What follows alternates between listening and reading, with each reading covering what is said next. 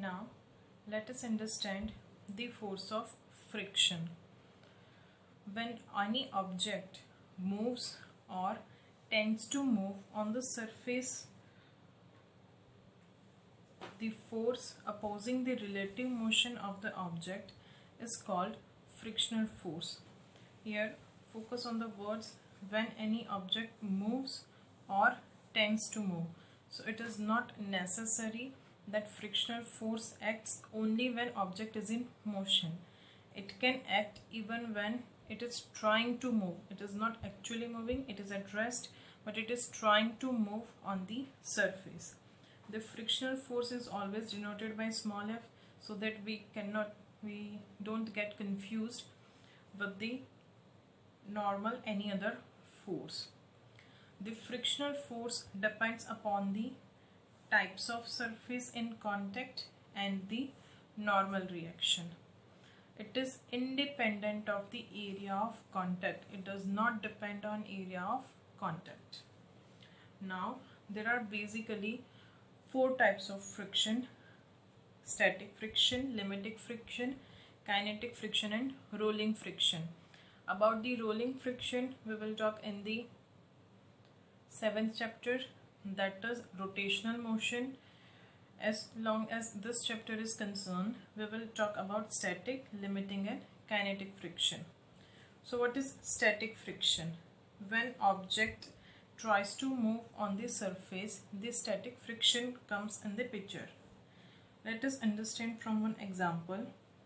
There is one object, it is resting on a rough surface. Now, a force of 1 Newton is applied on this object. Force is applied, but still the object is not moving. Now, according to the Newton's law, if unbalanced external force is applied, then object should move. Here, this object is not moving. That means it is in the balanced situation. So what is the force that is balancing this 1 Newton force? That force is the frictional force acting in the opposite direction of applied force. In this case, the frictional force will be 1 Newton. Now we have increased the force to 2 Newton. Still the object is not moving. That means now the frictional force applied by the surface is 2 Newton. Now if we have increased the applied force further, let's say 2.1 Newton, the object starts moving. That means the maximum capacity of this surface to apply friction force is of 2 Newton.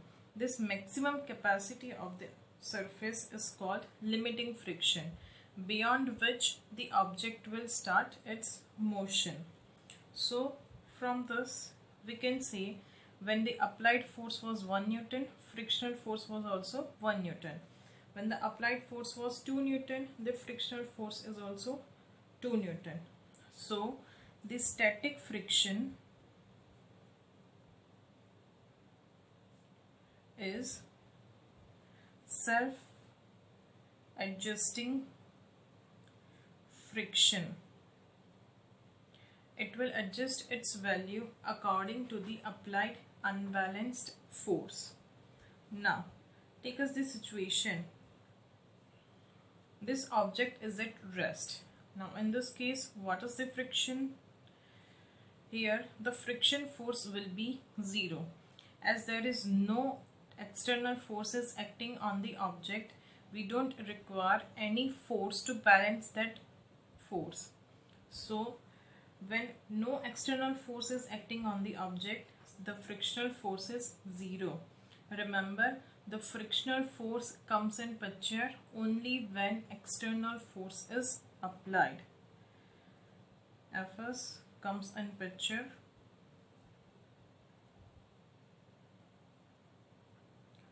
only when external force is applied. The maximum value of static friction is limiting friction. Beyond this limiting friction, the object will start moving. The value of friction when the object is moving is called kinetic friction. Now, we have just said that the frictional force is directly proportional to normal reaction. Changing the proportionality into equality, the constant is mu. Here the mu is called coefficient of friction.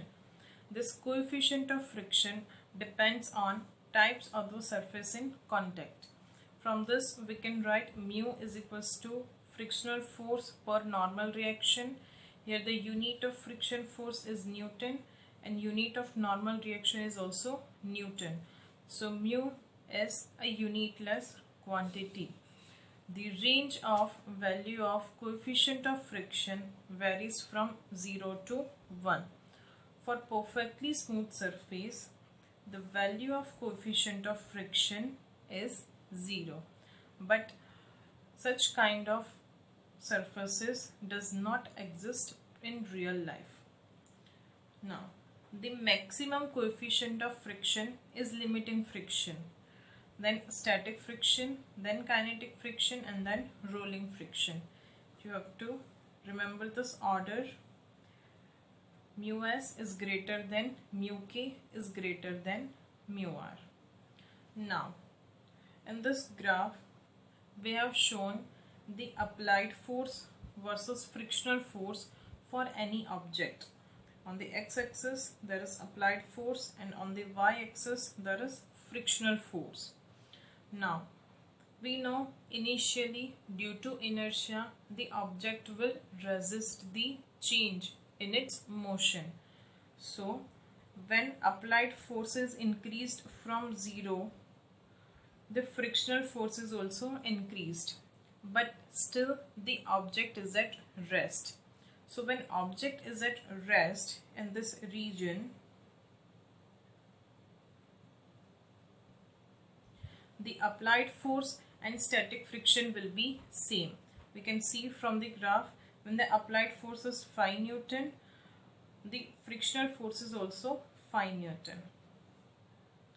But the maximum static friction is 10 Newton. If we apply the force beyond 10 Newton, then the limiting friction has overcome, so the object will start moving. So in this region, object is in motion. So this will be the value of limiting friction. This will be the value of kinetic friction. But the value of static friction is not fixed. It depends on the external force. So from 0 to 10, the line will be straight line inclined at 45 degree. This kinetic friction is less than limiting friction. So we will get some drop at the limiting friction and then we'll have constant kinetic friction.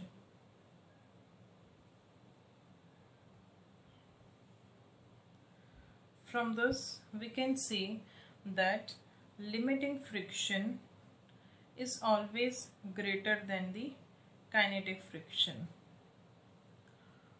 Now, it is very important to note here that mu s is always greater than mu k.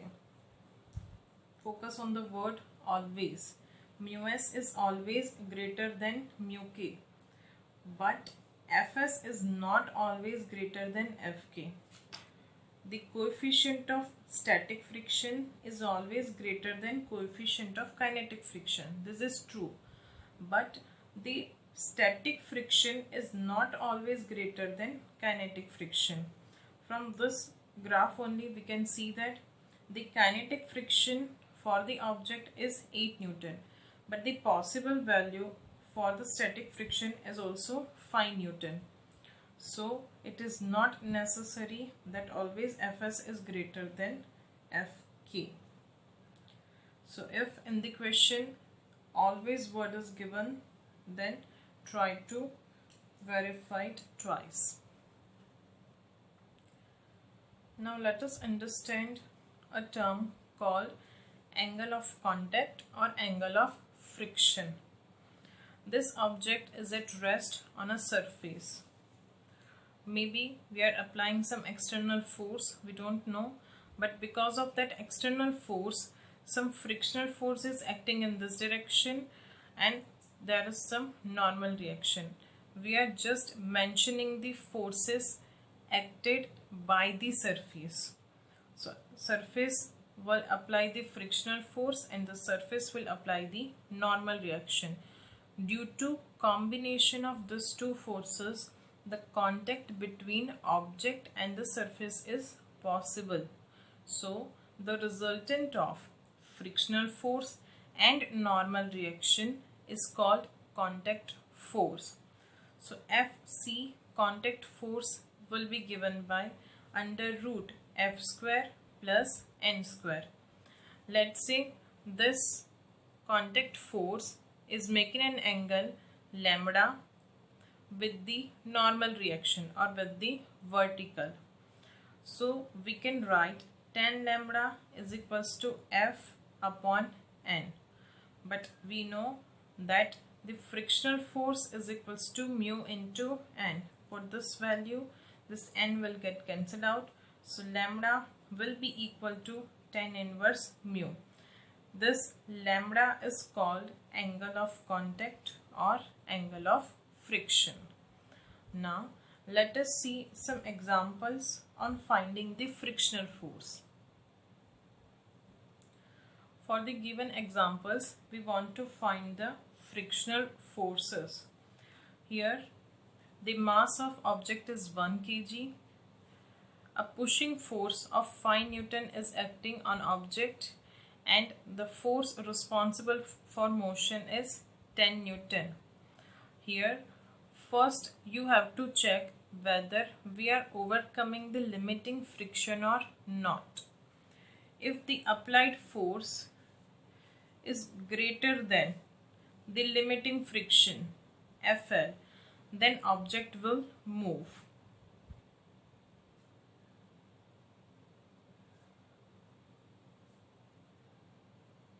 And if object is moving, then the frictional force will be the kinetic friction, that is equals to mu k n. But if applied force is less than limiting friction, then we are not overcoming the limiting friction, then object will be at rest. So in this case, the frictional force will be equal to applied force. So we will check the condition for this case. Here first we will find the limiting friction. The limiting friction is mu s into n. The mu s is 0.5. Now what about the normal reaction? Here the force applied by object on the surface is, if we draw the free body diagram, it applies the gravitational force on downward direction 10 Newton plus additional this pushing force is also applied. So we are applying total 15 Newton force on the surface. So surface will also apply same amount of force in the opposite direction. So in this case, the normal reaction will be 15 Newton. So here limiting friction will be 7.5 Newton. Now the applied force, horizontal force is 10 Newton, that is greater than limiting friction. So we are overcoming the friction, so object will move. If object moves, the object will move. So if the object moves, then frictional force will be mu k n, that is equal to 0.2 into, just we have found the normal reaction is 15 Newton. So frictional force will be 3 Newton. This is our final answer. Keep this thing in mind. First, we always have to check whether the object starts the motion or not. If it starts the motion, then the kinetic friction will act. If it is not starting the motion, it is still at rest, then the frictional force is equal to the applied force. Let us see little bit advanced numerical.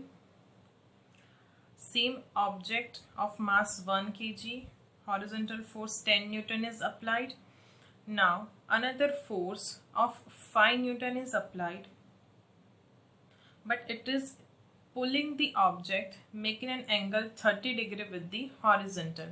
Mu s and mu k are also given. We want to find the frictional force. Here the condition is same. First we have to find the limiting friction. The limiting friction is given by mu s into n. But what is the normal reaction? Let us resolve the forces. This force is 10 Newton. The 1 kg object in downward direction, force acting is 10 Newton. If we divide this force, the horizontal component will be 5 cos 30 degree and the vertical component will be 5 sin 30 degree. So the forces responsible for motion will be 10 Newton plus this horizontal force 5 cos 30, that is 5 root 3 by 2 Newton. The normal reaction will be the gravitational force acting on the object in downward direction is 10 Newton and the force due to this pulling force acting in the upward direction is 5 sin 30. So net force in downward direction will be 10 minus 5 sin 30, and that much amount of force will be applied by the surface. So n will be equal to 10 minus 2.5 because sin 30 is 1 by 2. So n will be equal to 7.5 Newton. And simplifying this, we will get approximately 14.33 Newton. Now let us find the limiting friction. The limiting friction is mu s into n. The mu s is given 0.5 into normal reaction 7. That will give us the answer 3.75 Newton. In this case, the limiting friction is less than the applied horizontal force. So again, object will move. So the frictional force will be kinetic friction, that is mu k into n. So F will be equal to 0.2 into 7.5. So frictional force will be equal to 1.5 Newton.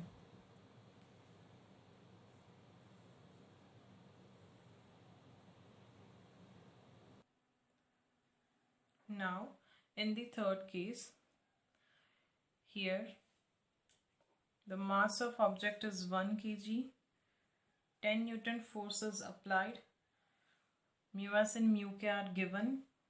We are applying some pushing force of 5 Newton at an angle of 30 degree with horizontal. Again, we want to find the frictional force.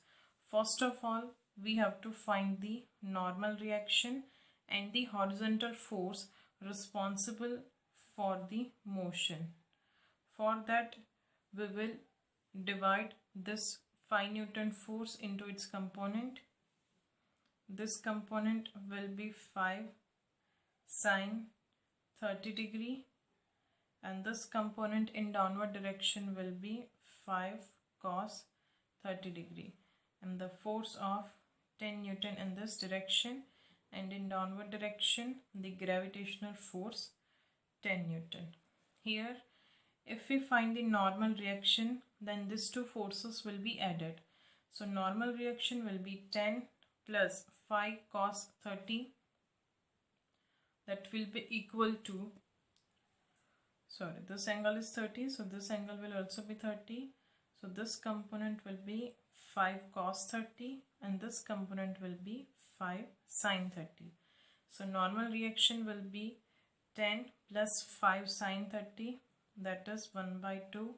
So normal reaction will be 12.5. Now let us find the force F, that will be equal to 10 plus 5 cos 30 degree. So F is nearly equal to 14.33 Newton. Now the limiting friction is 0.5 into normal reaction, that is 12.5. This will give us the answer 6.25 Newton.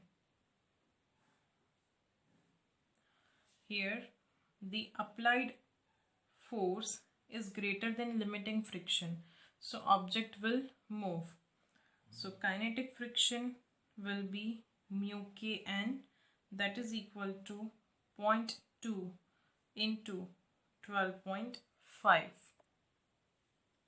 So this will give us the answer. Kinetic friction is equals to 2.5 Newton. Now let us compare this case and the previous case. As the forces are same, magnitude of force are same, the angle is also same, value of mu s and mu k is also same. In this case the force is pushing, and in the previous case the force was pulling. In the case of pulling, frictional force is 1.5 Newton, and in the case of pushing, the frictional force is 2.5 Newton. So from this we can conclude that in pushing frictional force is acting more, so pulling is easier than pushing. Now let us see another example on friction. A block of mass 4 kg is to be kept at rest against a smooth vertical wall by applying a force F. We want to find the value of F. The wall is smooth, so there is no friction acting on the object. The mass of the object is 4 kg. So the force of gravitation is 40 Newton acting on the object. We are applying some force F in this direction. We want to find the minimum value of F so that this block does not slide down. So if we divide this into two components, the vertical component will be in upward direction, and that will be equal to F sine 45 degree.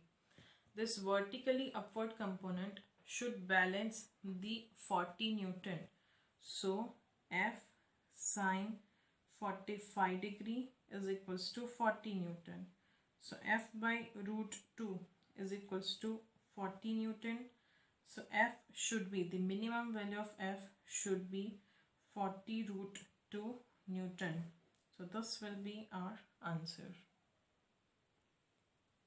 Now the same case is given, but in this case the wall is not smooth, it is rough, and the coefficient of friction is given 0.1. Again we want to find the minimum value of F so that the block does not slide. Now let us write the forces on the block. This is 4 kg block. The gravitational force in downward direction, that will be 40 Newton.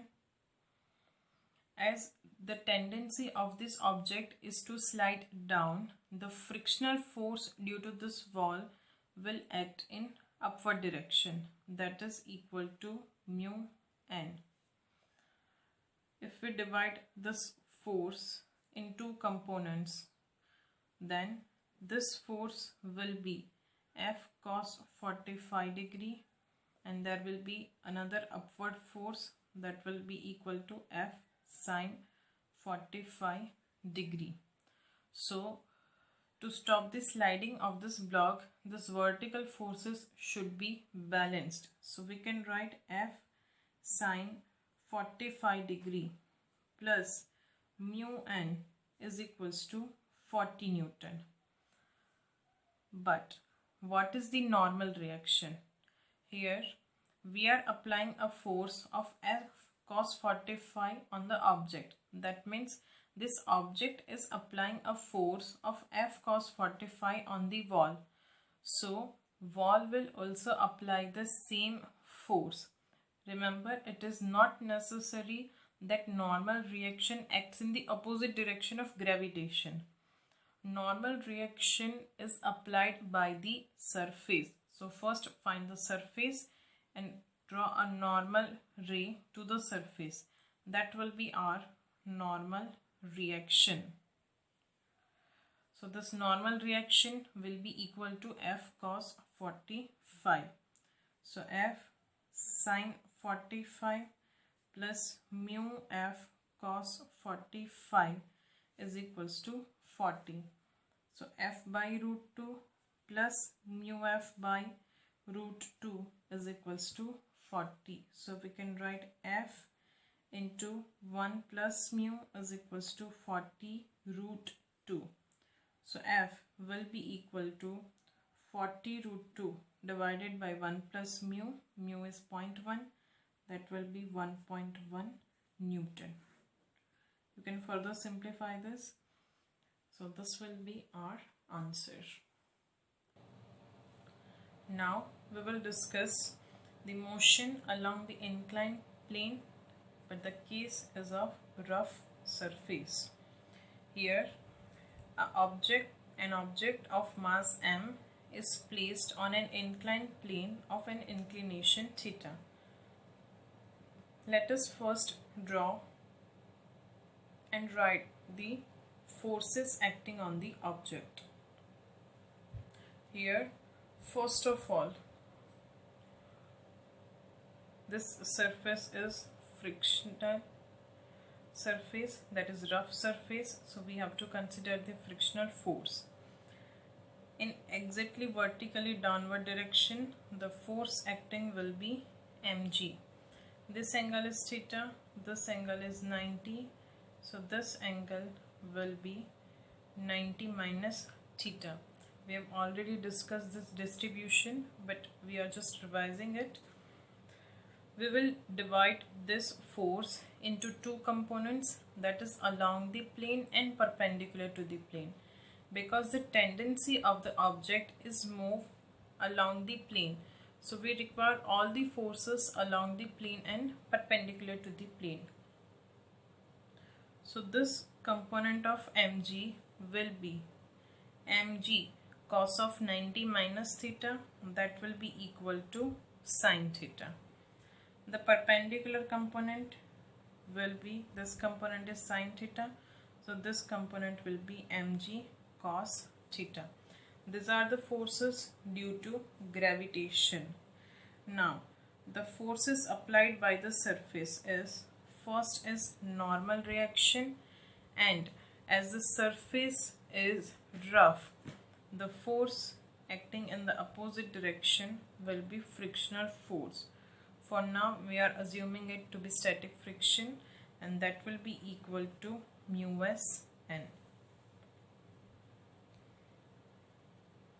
Now the frictional force in this case is given by mu s n, but the normal reaction is, again it is not mg, but it is just a component of mg that is perpendicular to the surface, that is mg cos theta. So frictional force will be mu s mg cos theta.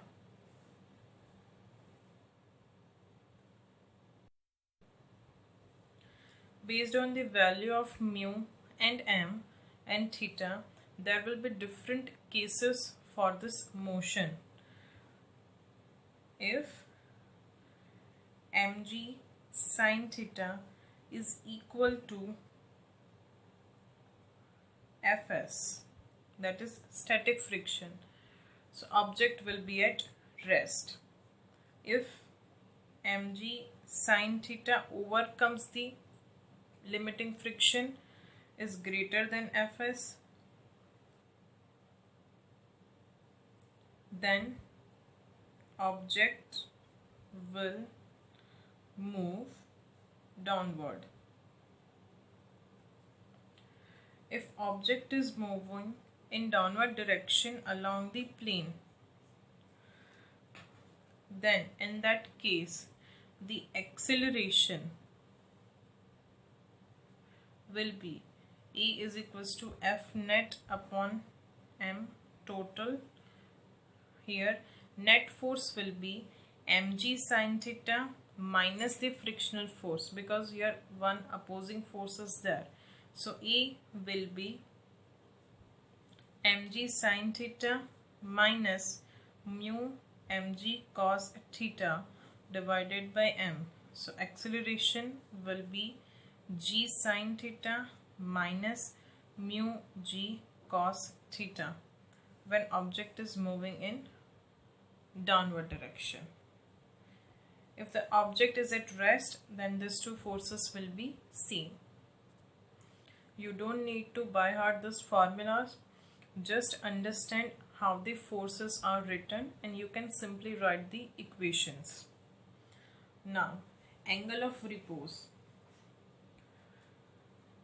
If initially the object is kept on a horizontal surface, then it will not slide. Now, gradually the angle of inclination is increased. At this point, object is not sliding. Even at this point, object is not sliding. This is the maximum angle at which object is not sliding. Beyond this inclination, if we have increased the theta, then object will start sliding downward direction. So the maximum angle of inclination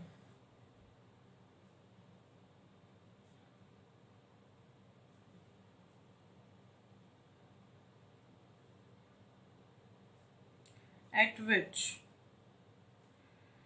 the object does not slide is called angle of repose.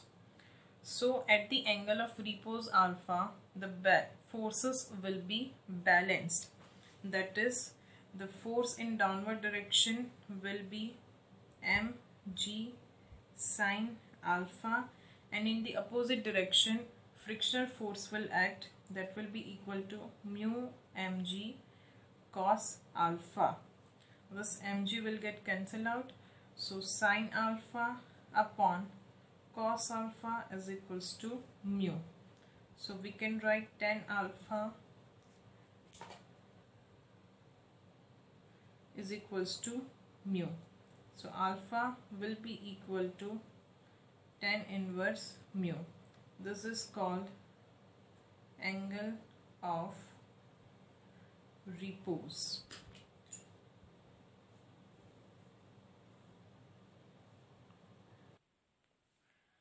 Now let us solve one example on the frictional force on inclined plane. An object of mass 1 kg is kept on the rough inclined plane of angle of inclination 30 degree. The mu s is given 0.2 and mu k is 0.1. We want to find the frictional force acting on the object. Here the steps are same. Again we will find the limiting friction Fl. If Fl is greater than the net external force, then object will not move, it will be at rest. If Fl is less than F external force, then object will start moving. So the limiting friction is FL is equals to mu s n, that is equal to 0.2 into normal reaction is mg cos theta, that is 1 into 10 into cos 30 degree. So that will give us the answer 2 into root 3 by 2, that is equal to root 3 Newton. This is the limiting friction. Now the external force applied is mg sine theta, that is equal to 10 into 1 by 2, that is equal to 5 Newton. As 5 Newton is greater than root 3 Newton, the object will move. So the force will be kinetic friction mu k n, that is equal to 0.1 into 10 into cos 30, that is root 3 by 2. So frictional force will be root 3 by 2 Newton. In this example, there are two inclined surfaces. One is smooth and one is rough. The angle of inclination for both are 45 degree. The mass of block A is 10 kg and mass of block B is 20 kg. They both are sliding down the inclined plane at an acceleration AA and AB respectively. It is given that the ratio of acceleration is 2:1. We want to find the value of mu for the second case. Here, as the first surface is smooth surface, the only force acting on the object will be mg sine theta in the downward direction. So acceleration of A will be g sine 45 degree, that will be equal to 10 into 1 by root 2. So acceleration of A will be 5 root 2 meter per second square.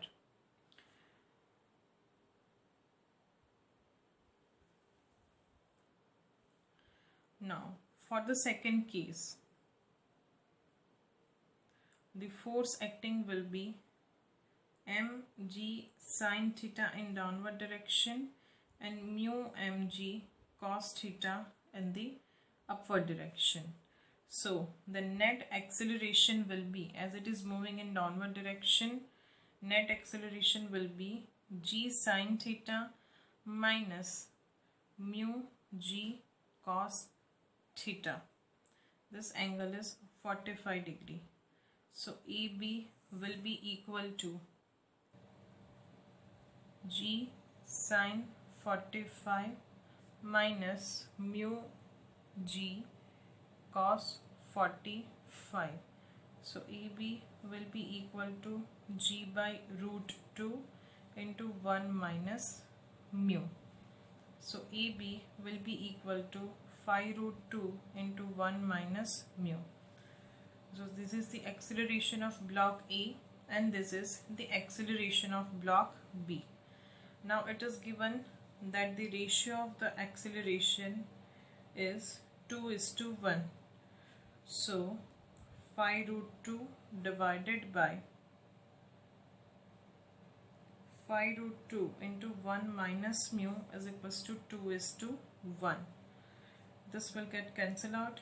So 1 minus mu is equals to 1 by 2.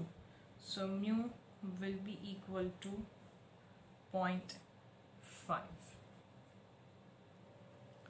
Now let us see one example in which the object is sliding up the inclined plane. Here a block of mass 1 kg is projected from the lowest position up along the inclined plane. What is the retardation experienced by the block? If we write the forces acting on the block, then this is 1 kg block. In the downward direction, the force will be mg sine theta. As it is moving upward, the retarding force will act in opposite direction of motion, that is in downward direction, and that will be mu mg cos theta. So net retardation is given by g sine theta plus mu g cos theta. So E will be equal to g sine 45 degree plus mu g cos 45 degree. So E will be equal to 10 by root 2. Let us take it common. So 10 by root 2 into 1 plus mu, that is 0.5. So A will be equal to 10 by root 2 into 3 by 2. So A will be 15 divided by root 2 meter per second square. Now let us see the case of relative sliding between two blocks. There are two blocks of mass m1 and m2. Mass m1 is kept on a smooth surface and m2 is placed on the surface of m1. The coefficient of friction between m2 and m1 is mu. Now the force F is applied on the lower block m1. We want to check what are the conditions for the relative sliding. The conditions for the relative sliding means when one object moves on the surface of other object, if force is appropriate, then this object will start sliding relative to the lower surface. This is called relative sliding. So for that, first of all, we have to check the force acting on m2. Here it is seen that the force F is applied only on m1, but this is not the scenario. The force is acting on both the blocks, on whole system. So the net acceleration of the system will be F upon m1 plus m2. So force acting on m2, let's say it is F2, that will be equal to forces mass into acceleration. So m2F upon m1 plus m2. Now on the surface of common surface of this two, the frictional force will act in the opposite direction. Let's say the frictional force is F. The frictional force will be mu n. Here the normal reaction will be mu m2g. Now if we overcome this friction, that means if F2 is greater than or equal to the frictional force, then the relative sliding of this block will start. Then the relative sliding of block M2 will start. So the condition is F2, that is M2F upon M1 plus M2 should be greater than or equal to F, that is equal to M2G. This M2 will get cancelled out. So the applied force should be greater than or equal to M1 plus M2 into G.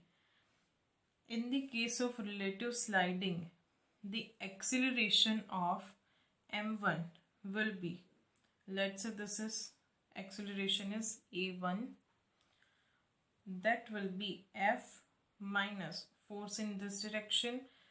This frictional force is subtracted, so F minus mu m2g upon mass m1, and the acceleration of this block m2 with respect to m1. This block is sliding in backward direction due to the frictional force, so the acceleration will be mu m2g upon m2, that is equal to mu g.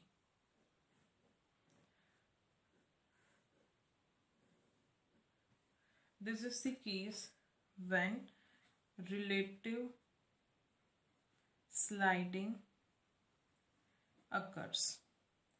But if F2 is less than the frictional force, then we are not overcoming the frictional force, so no relative sliding.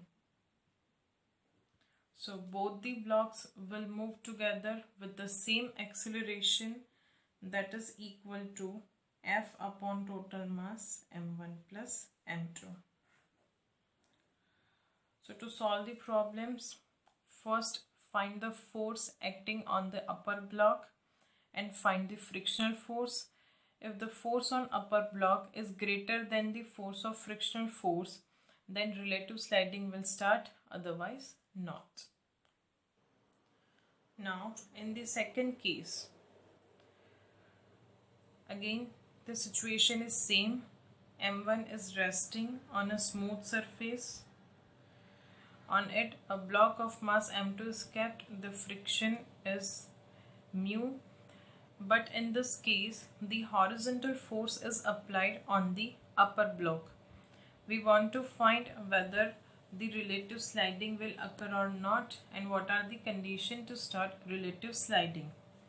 Here in this case again we will find the force acting on now m1. If the force acting on m1 is more than the frictional force, then relative sliding will start, otherwise not. For that, first we will find the acceleration of the system, that is equal to F upon m1 plus m2. So the force acting on m1, let's say it is F1, that will be equal to m1F upon m1 plus m2. Now the frictional force will be, it is acting at this surface, so frictional force will be mu m2 into g. The condition to start relative motion is that this F1 should be greater than or equal to the frictional force. So m1F upon m1 plus m2 should be greater than or equal to m2 mu m2 g. So F should be greater than or equal to mu m2 upon m1 into m1 plus m2 into g. If this condition is satisfied, then there will be some relative motion.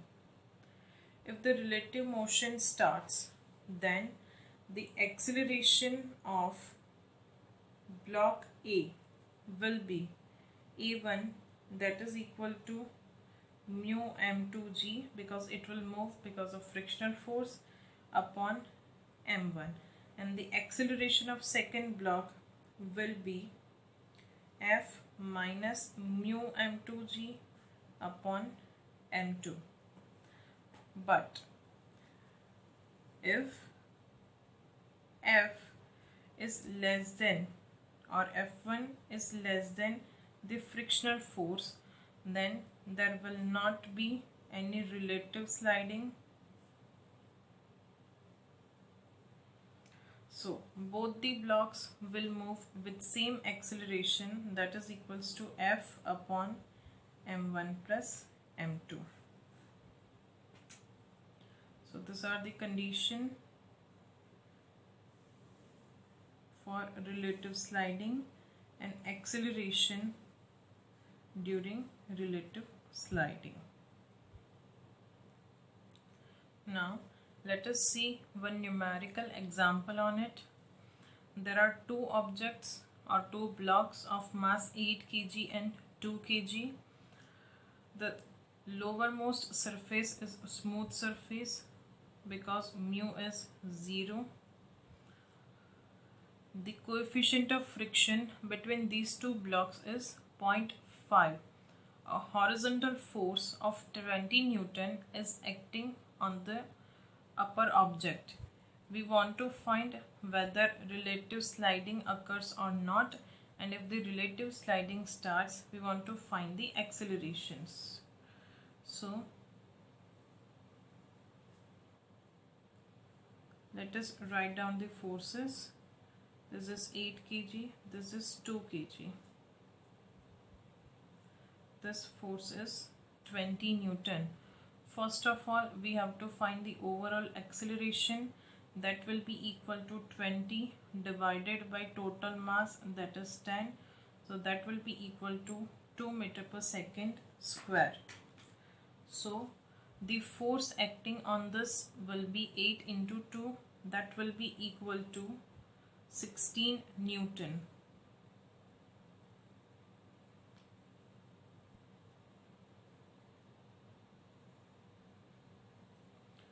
The frictional force acting in this direction will be equal to mu into normal reaction on this object, that is mu into 2 into 10. So that will give us the answer 10 Newton. So the limiting friction FL is 10 Newton and the force acting on this 8 kg block is 16 Newton. As this force is greater than the frictional force, the relative motion will start. So relative motion will start. Now, if relative motion starts, we want to find the acceleration of individual objects. Let's say this object is A and this object is B. This B block will move due to force of friction. So acceleration of B will be, this force is 10 divided by 8, that is equal to 1.25 meter per second square. The acceleration of A will be equal to total force 20 minus the friction force 10. So that will be equal to divided by 2. So 5 meter per second square.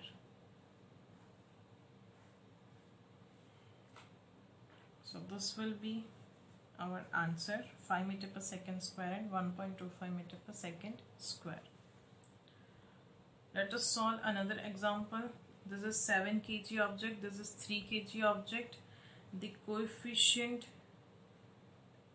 of friction is 0.5 and again applied force is 20 Newton. Let us write all the forces acting. 7 kg, 3 kg and this force is 20 Newton. Here again acceleration will be 2 meter per second square, 20 divided by 10, that will be 2 meter per second square. The force acting at this point will be 7 into 2, that is equal to 14 Newton. And the frictional force will be mu into 3 into G, that is equal to 10. So frictional force will be mu is 0.5 into 3 into 10. So frictional force is equal to 15 Newton. Here the applied force is 14 Newton and the frictional force, maximum frictional force is 15 Newton. So as frictional force is greater than the 14 Newton, there will not be any relative sliding. So both the objects will move with constant acceleration that is equal to 2 meter per second square. Let's see one special case of the inclined plane. Here two planes are inclined at an angle alpha and beta. Two objects of mass m1 and m2 are connected with a light string passing over the pulley at the edge of the wedge. We want to write the equations for these objects. Here first we will write for the block m1, this angle is alpha. At this point it is fixed. This is mass m1. The tension in the strings will be same as the string is massless. If we write all the forces, here it is given that the surface is smooth, so we don't need to worry about the frictional force. In the downward direction, the force m1g sine angle of inclination is alpha, so alpha will act. In this direction, normal reaction, and in the downward direction, m1g cos alpha will act. Now writing the equations for this m2. This angle is beta. At this point the block is fixed. Mass of block is m2. Again in the downward direction along the plane, the force acting will be m2g sine beta. This will be the normal reaction and this will be the m2g cos beta, and in the string there will be tension force. Now if we assume that m2g sine beta is greater than m1g sine alpha, then this whole system will move in this direction. This m2g will move downward the plane and m1 will move upward the plane. Both will move with same acceleration as the surfaces are smooth. So if we write the equation, this block is moving in downward direction with acceleration a, and this block is moving in upward direction with acceleration a. So for the block m1, t minus m1g sine alpha is equals to m1a, and for the block m2 it is moving downward, so m2g minus m2g sine beta minus t is equals to m2a. On adding these two equations, this tension force will get cancelled out, so acceleration will be m2g sine beta minus m1g sine alpha divided by m1 plus m2. Put this value in either of the equation, then we will get the value of tension. So in this way we can write the equations for the double inclined planes.